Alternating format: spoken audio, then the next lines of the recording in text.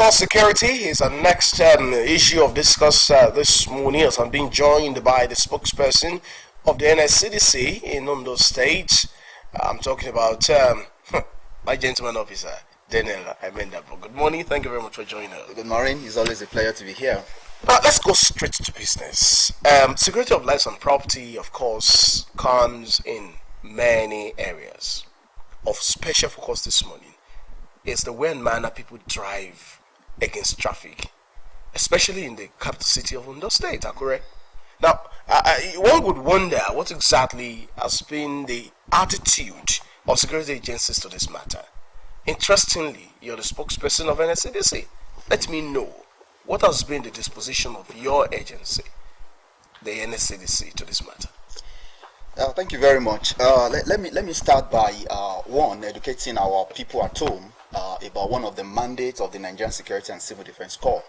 The Act of 2003 that established the Nigerian Security and Civil Defense Corps empowered us to manage what we call crisis.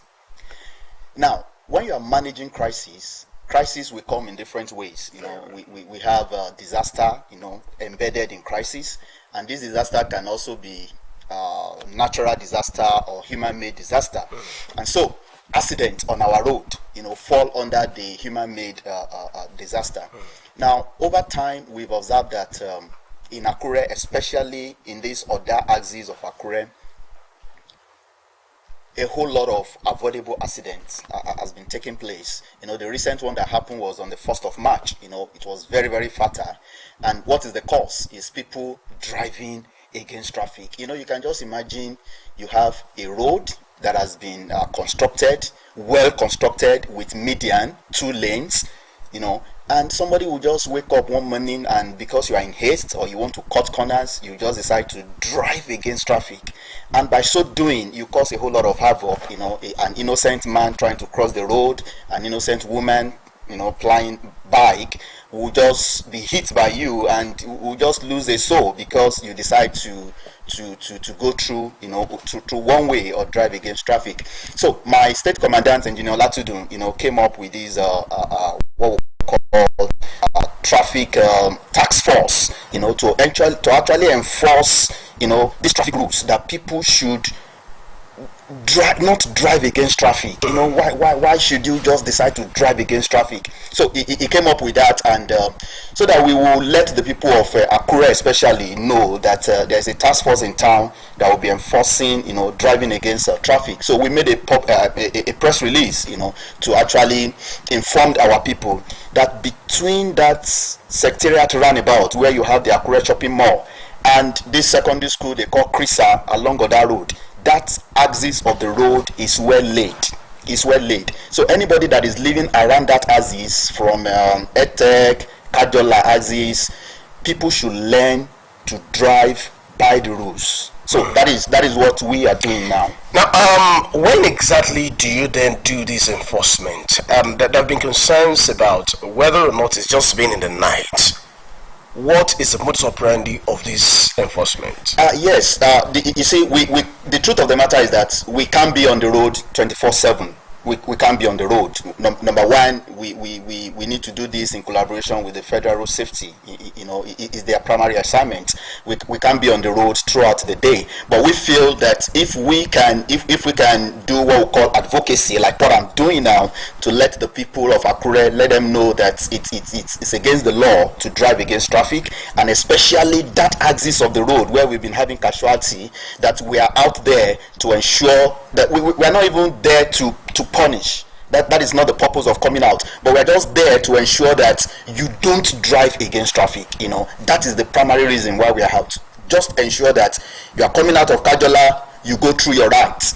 Going through your right will mean that you have to go and turn and join the normal lane that you have. So that is our major focus. It is a corrective measure. We're trying to mitigate against these. You're not making arrests now? That is not the primary purpose. Okay. Arrest is not the primary purpose. But no, it's also a purpose. Yes, it's also a purpose, but it is when you become recalcitrant that you will be arrested. Ordinarily, we are all sensible people. We should be able to talk to you, and you will also see that you are actually driving against traffic, right. and you don't have any reason to so do, because the road is not under construction. That axis of the road is okay for now. So that is what we are doing. And so what we do is that in the morning, because the rush hour is always in the morning between the hours of 8 and 10 o'clock, that is the rush hour. So in the morning, we ensure that our officers are there to ensure that people do the right thing. And I want to believe that our officers are there. Yes, officers are there. Where are these there? Yes, okay. Now when you are, let me give you an instance. Kajola is like a community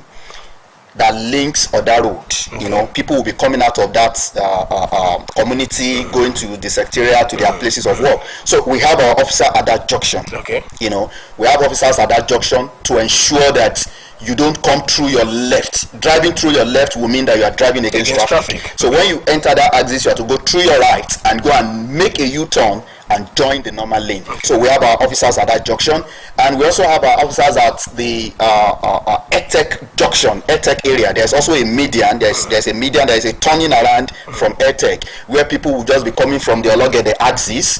Instead of them also going through their right, they want to go through their left, you know, to link this filling station and a medical facility around that area. So we also have our men in those axes to ensure that people don't drive. So in short, you're talking about all of the breakages, if there's name and language, all of the breakages on the median, on the road. Now, to a large extent, you will agree with me that people ordinarily would not want to change easily.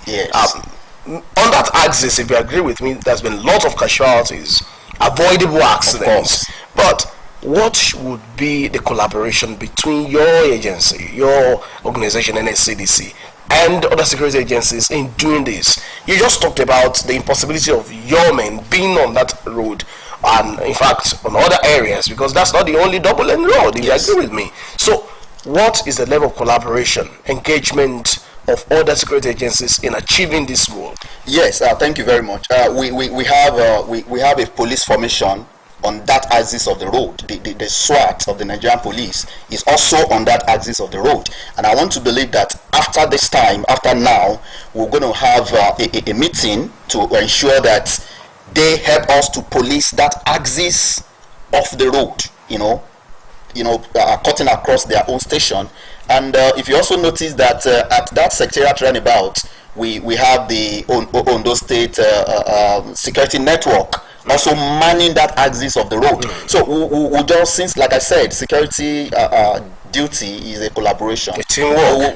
We're going to meet with them and also discuss how we can effectively police that area to ensure that people don't drive against traffic, so that we can just avoid these deaths, that we keep having on a daily basis along that axis. Why is that place your focal point at this critical moment? Especially, like I said the other time, that's not the only double carriageway. You also have the Obaile Airport Road double carriageway. You also have the Obadeji the Arakale Road, and many others like that in the capital city. And you find these issues also there. Maybe not as pronounced as other places, but you still find them. We drive around town and we see all of these things.